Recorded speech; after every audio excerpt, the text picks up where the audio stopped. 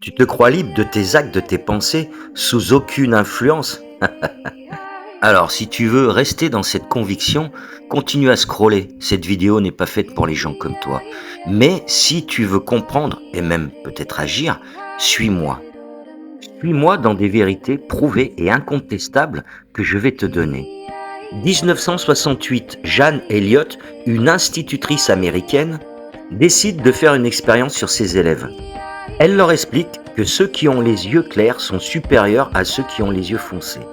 Rapidement, les élèves aux yeux clairs y croient et s'imposent. Ils deviennent même méchants envers ceux qui ont les yeux foncés.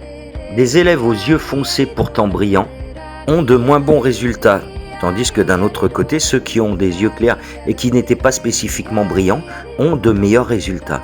Il aura suffi de quelques paroles de la maîtresse pour influencer et tout chambouler. La supériorité était totalement inventée, bien sûr, mais le cerveau a vite fait le raccourci et l'a pris pour argent comptant. Rien n'a changé dans leur valeur réelle, simplement une idée émanée par une hiérarchie. Tu vas me dire, esprit des enfants, malléable, chose facile. Ok, mais laisse-moi continuer.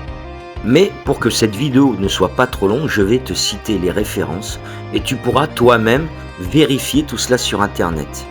Expérience de Stanford, 1971, menée par Philippe Zimbardo. L'effet Pygmalion, 1968, mené par Robert Rosenthal. Fais tes recherches là-dessus et tu en trouveras certainement d'autres. Ces expériences ont été faites sur des adultes en bonne santé mentale.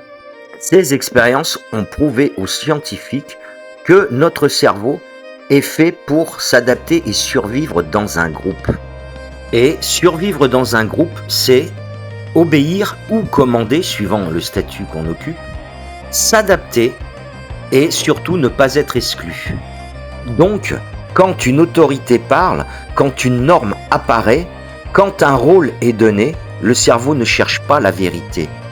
Le cerveau cherche la sécurité, suivre et accepter. Il tombe dans la peur du rejet, d'être exclu. Il tombe dans l'effet de rôle.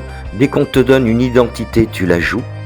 Et il accepte ce qui est répété par la hiérarchie et il le prend pour réel.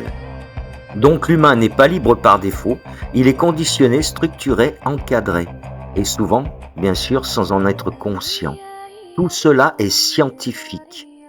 Tout cela est neurologique indiscutable. Le cerveau optimise la survie en évitant le conflit avec l'autorité. Si tu es intéressé par la suite, rendez-vous dans la partie 2.